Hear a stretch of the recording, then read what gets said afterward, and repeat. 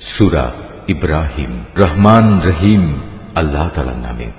আলিফ লাম রা।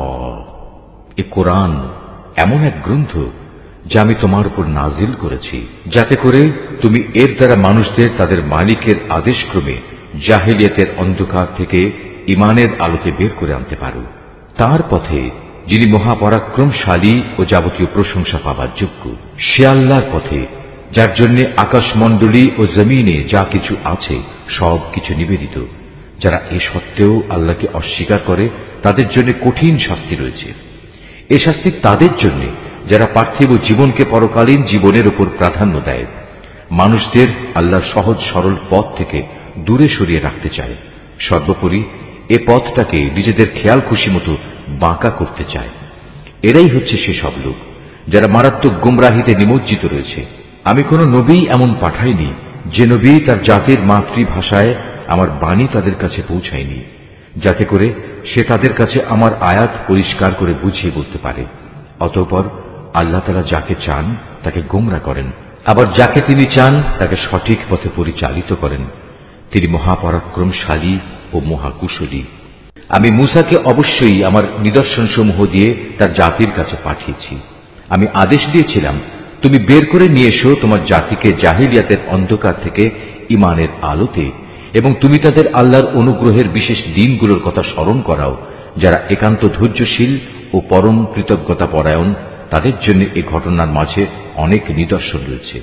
মূসা যখন তার জাতিকে বলেছিল, তোমরা তোমাদের উপর আল্লাহ তাআলার নিয়ামত সমূহের কথা স্মরণ করো, বিশেষ করে যখন তিনি তোমাদের ফেরাউনের সম্প্রদায় থেকে মুক্তি দিলেন, যারা তোমাদের কঠোর শাস্তি দিত, তোমাদের ছেলেদের হত্যা করত, তোমাদের মেয়েদের জীবিত রাখত, তোমাদের মালিকের পক্ষ থেকে তোমাদের জন্য এত বড় ধরনের একটি পরীক্ষা নিহিত ছিল। স্মরণ করো যখন তোমাদের মালিক ঘোষণা দিলেন, যদি তোমরা আমার অনুগ্রহের শুকর আদায় করো তাহলে আমি অবশ্যই তোমাদের জন্য এই অনুগ্রহ আরো বাড়িয়ে দেব, আর যদি তোমরা একে অস্বীকার করো তাহলে জেনে রেখো আমার আযাব বড়ই কঠিন।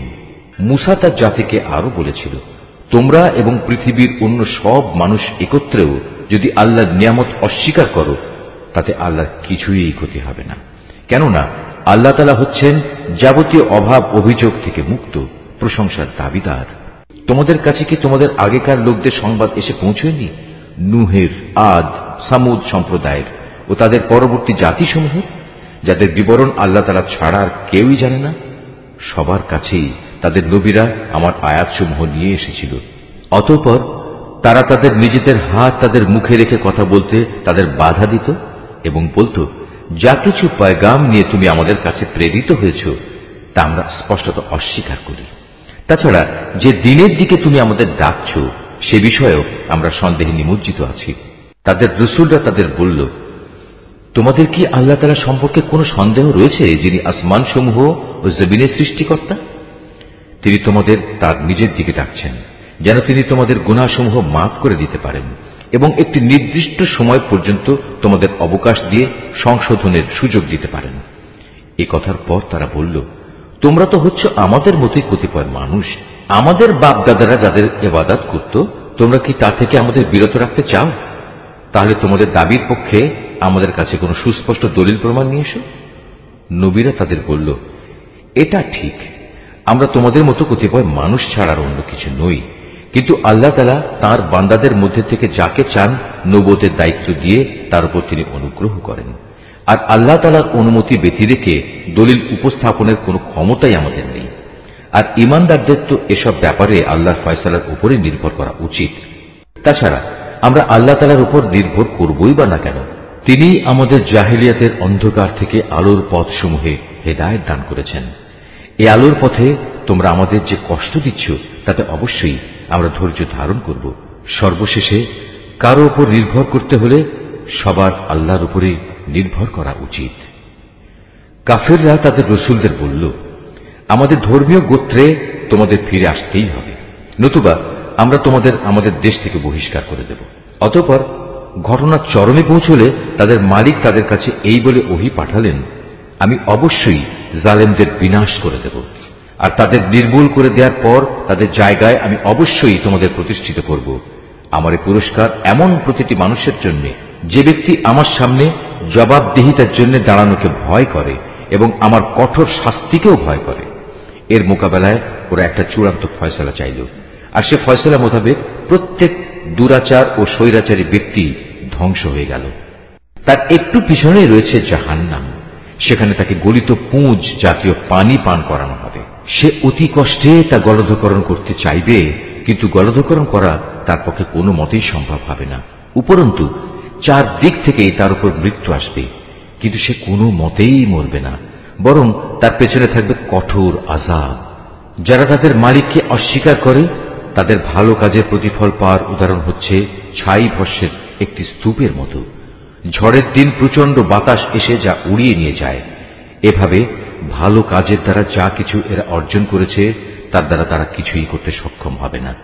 আর এটাই হচ্ছে এক মারাত্মক গুমরাহি। হে মানুষ, তুমি কি দেখতে পাও না আল্লাহ তাআলা আসমান সমূহ ও জমিনকে যথাবিধি সৃষ্টি করেছেন? তোমরা যদি এর উপর না চলো তাহলে তিনি ইচ্ছা করলে এই জমিন থেকে তোমাদের অস্তিত্ব বিলুপ্ত করে নতুন কোন সৃষ্টি তোমাদের জায়গায় আনয়ন করতে পারেন। আর এটা বিপুল ক্ষমতাবান আল্লাহর কাছে মোটেই কঠিন কিছু নয়। মহাবিচারের দিন তারা সবাই আল্লাহর সামনে উপস্থিত হবে। যারা দুনিয়ায় দুর্বল ছিল তারা তাদের উদ্দেশ্য করে যারা অহংকার করত বলবে, দুনিয়ায় আমরা তো তোমাদের অনুসারেই ছিলাম, আজ কি তোমরা আল্লাহর আযাব থেকে সামান্য কিছু হলেও আমাদের জন্য কম করতে পারবে? তারা বলবে, আল্লাহ তাআলা যদি আমাদের আজ নাজাতের কোনো পথ দেখিয়ে দিতেন তাহলে আমরা তোমাদেরও তা দেখিয়ে দিতাম। মূলত আজ আমরা ধৈর্য ধরি কিংবা ধৈর্যহারা হই, উভয়টাই আমাদের জন্য সমান কথা। আল্লাহর আযাব থেকে আজ আমাদের কোনোই নিষ্কৃতি নেই। যখন বিচার ফয়সালা হয়ে যাবে তখন শয়তান জাহান্নামীদের বলবে, আল্লাহ তাআলা তোমাদের সাথে যে ওয়াদা করেছেন তা ছিল সত্য ওয়াদা। আমিও তোমাদের সাথে একটি ওয়াদা করেছিলাম, কিন্তু আমি তোমাদের সাথে ওয়াদার বরখেলাপ করেছি। আসলে তোমাদের উপর আমার তো কোনো আধিপত্য ছিল না, আমি তো শুধু এটুকুই করেছি, তোমাদের আমার দিকে ডেকেছি, অতঃপর আমার ডাকে তোমরা সাড়া দিয়েছ। তাই আজ আমার প্রতি তোমরা কোন রকম দোষারোপ করো না, বরং তোমরা তোমাদের নিজেদের উপরই দোষারোপ করো। আজ আমি যেমন তোমাদের উদ্ধারে কোন রকম সাহায্য করতে পারবো না, তেমনি তোমরাও আমার উদ্ধারে কোনো সাহায্য করতে পারবে না। তোমরা যে আগে আমাকে আল্লাহর শরীক বানিয়েছ, আমি তাও আজ অস্বীকার করছি। এমন সময় আল্লাহর ঘোষণা আসবে, অবশ্যই জালেমদের জন্য রয়েছে কঠিন আযাব। অপরদিকে যারা আল্লাহ তাআলার উপর ঈমান আনে এবং সে অনুযায়ী নেক কাজ করে তাদের এমন এক জান্নাতে প্রবেশ করানো হবে যার পাদদেশে প্রবাহিত হবে রং বেরঙের ঝর্ণাধারা। সেখানে তারা তাদের মালিকের অনুমতিক্রমে অনন্তকাল অবস্থান করবে। সেখানে চারিদিক থেকে সালাম সালাম বলে তাদের অভিবাদন হবে। তুমি কি লক্ষ্য করনি আল্লাহ তাআলা কালেমায়ে তাইয়্যিবার কি সুন্দর উপমা পেশ করেছেন? এই কালেমা যেন একটি উৎকৃষ্ট জাতের গাছ, যার মূল জমিনে সুদৃঢ়, যার শাখা প্রশাখা আসমানে বিস্তৃত, সেটি প্রতি মৌসুমে তার মালিকের আদেশে ফল দান করে। আল্লাহ তাআলা মানুষদের জন্য এভাবেই উপমা পেশ করেন, যাতে করে তারা এসব উপমা থেকে শিক্ষা গ্রহণ করতে পারে। আবার খারাপ কালেমার তুলনা হচ্ছে একটি নিকৃষ্ট বৃক্ষের মতো, যাকে জমিনের উপরিভাগ থেকেই মূলোৎপাটন করে ফেলা হয়েছে, এর কোন রকম স্থায়িত্বও নেই। আল্লাহ তাআলা ঈমানদারদের তার শাশ্বত কালেমা দ্বারা মজবুত রাখেন। দুনিয়ার জীবনে এবং পরকালীন জীবনে জালেমদের আল্লাহ তাআলা এমনি করেই বিভ্রান্তিতে রাখেন। তিনি যখন যা চান তাই করেন। হে নবী, তুমি কি তাদের অবস্থা পর্যবেক্ষণ করনি যারা আল্লাহ তাআলার নিয়ামত অস্বীকার করার মাধ্যমে তাকে বদলে দিয়েছে? পরিণামে তারা নিজেদের জাতিকে ধ্বংসের এক চরম স্তরে নামিয়ে এনেছে, জাহান্নামের অতলে, যেখানে তারা সবাই প্রবেশ করবে। কত নিকৃষ্ট সেই বাসস্থান! এরা আল্লাহ তাআলার জন্য তার কিছু সমকক্ষ উদ্ভাবন করে নিয়েছে, যাতে করে সাধারণ মানুষদের তার পথ থেকে বিভ্রান্ত করতে পারে। হে নবী, এদের তুমি বলো, সামান্য কিছুদিনের জন্য তোমরা ভোগ করে নাও, কেননা অচিরেই জাহান্নামের আগুনের দিকে তোমাদের ফিরে যেতে হবে। হে নবী, আমার যে বান্দা ঈমান এনেছে তুমি তাদের বলো তারা যেন নামাজ প্রতিষ্ঠা করে এবং আমি তাদের যে রিজিক দিয়েছি তা থেকে যেন তারা আমারই পথে ব্যয় করে, গোপনে কিংবা প্রকাশ্যে। কিয়ামতের সে দিনটি আসার আগে, যেদিন মুক্তির জন্য কোন রকম সম্পদের বেচাকেনা চলবে না, না এর জন্য কারো কোন রকমের বন্ধুত্ব কাজে লাগবে। তিনিই মহান আল্লাহ তাআলা, যিনি আসমান সমূহ ও জমিন সৃষ্টি করেছেন এবং আসমান থেকে পানি বর্ষণ করেছেন, তা দিয়ে আবার জমিন থেকে তোমাদের জীবিকার জন্য নানা প্রকারের ফলমূল উৎপাদন করেছেন। তিনি যাবতীয় জলযানকে তোমাদের অধীন করেছেন, যেন তাঁরই ইচ্ছা অনুযায়ী তা সমুদ্রে বিচরণ করে বেড়ায়, এবং এ কাজের জন্য তিনি নদী নালাকেও তোমাদের অধীন করে দিয়েছেন। তিনি চন্দ্র সূর্যকেও তোমাদের অধীন করে দিয়েছেন। এর উভয়টা একই নিয়মের অধীনে চলে আসছে। আবার তোমাদের সুবিধার জন্য রাত দিনকেও তিনি তোমাদের অধীন করেছেন। তোমরা তার কাছ থেকে প্রয়োজনে যত কিছুই চেয়েছ, তার সবই তিনি তোমাদের সামনে এনে হাজির করেছেন। এবং তোমরা যদি সত্যি সত্যি তার সব নিয়ামত গণনা করতে চাও, তাহলে কখনোই তা গণনা করে শেষ করতে পারবে না। মানুষ আসলেই অতিমাত্রায় সীমা লঙ্ঘনকারী ও নিয়ামতের প্রতি অকৃতজ্ঞ বটে। স্মরণ করো, যখন ইব্রাহিম আল্লাহর কাছে দোয়া করল, হে মালিক, এ মক্কা শহরকে শান্তি ও নিরাপত্তার শহরে পরিণত করো, এবং আমাকে ও আমার সন্তান সন্ততিদের মূর্তি পূজা করা থেকে দূরে রেখো। হে আমার মালিক, নিঃসন্দেহে এ মূর্তিগুলো বহু মানুষকে গোমরা করেছে। অতঃপর যে আমার আনুগত্য করবে সে আমার দলভুক্ত হবে, আর যে ব্যক্তি আমার নাফরমানি করবে তার দায়িত্ব তোমার উপর নয়। নিশ্চয়ই তুমি ক্ষমাশীল ও পরম দয়ালু। হে আমাদের মালিক, আমি আমার কিছু সন্তানকে তোমার পবিত্র ঘরের কাছে একটি অনুর্বর উপত্যকায় এনে আবাদ করলাম, যাতে করে হে আমাদের মালিক এরা নামাজ প্রতিষ্ঠা করতে পারে। তুমি তোমার দয়ায় এমন ব্যবস্থা করো যেন মানুষদের অন্তর এদের দিকে অনুরাগী হয়। তুমি ফলমূল দিয়ে তাদের রিজিকের ব্যবস্থা করো, যাতে ওরা তোমার নিয়ামতের শুকর আদায় করতে পারে। হে আমাদের মালিক, আমরা যা কিছু গোপন করি এবং যা কিছু প্রকাশ করি, নিশ্চয়ই তুমি তা সব জানো। আসমান সমূহে কিংবা জমিনের যেখানে যা কিছু ঘটে, এর কোনোটাই আল্লাহর কাছে গোপন থাকে না। সব প্রশংসা আল্লাহ তাআলার জন্য, যিনি আমাকে আমার এ বৃদ্ধ বয়সে ইসমাইল ও ইসহাক তুল্য দুটো নেক সন্তান দান করেছেন। অবশ্যই আমার মালিক তার বান্দাদের দোয়া শোনেন। হে আমার মালিক, তুমি আমাকে নামাজ প্রতিষ্ঠাকারী বানাও, আমার সন্তানদের মাঝ থেকেও নামাজি বান্দা বানাও। হে আমাদের মালিক, আমার দোয়া তুমি কবুল করো। হে আমাদের মালিক, যেদিন চূড়ান্ত হিসাব কিতাব হবে, সেদিন তুমি আমাকে, আমার পিতামাতাকে এবং সকল ঈমানদার মানুষদের তোমার অনুগ্রহ দ্বারা ক্ষমা করে দিও। হে নবী, তুমি কখনো মনে করো না এ জালেমরা যা কিছু করে যাচ্ছে তা থেকে আল্লাহ তাআলা গাফিল রয়েছেন। আসলে তিনি তাদের সেদিন আসা পর্যন্ত অবকাশ দিয়ে রাখছেন, যেদিন তাদের চক্ষু স্থির হয়ে যাবে। তারা আকাশের দিকে চেয়ে ভীত সন্ত্রস্ত অবস্থায় দৌড়তে থাকবে। তাদের নিজেদের প্রতি নিজেদের কোনো দৃষ্টি থাকবে না, ভয়ে তাদের অন্তর বিকল হয়ে যাবে। হে নবী, তুমি মানুষদের একটি ভয়াবহ দিনের আযাব আসা থেকে সাবধান করে দাও। এমন দিন সত্যি যখন এসে হাজির হবে, তখন এ জালিম লোকেরা বলবে, হে আমাদের মালিক, আমাদের তুমি কিছুটা সময়ের জন্য অবকাশ দাও।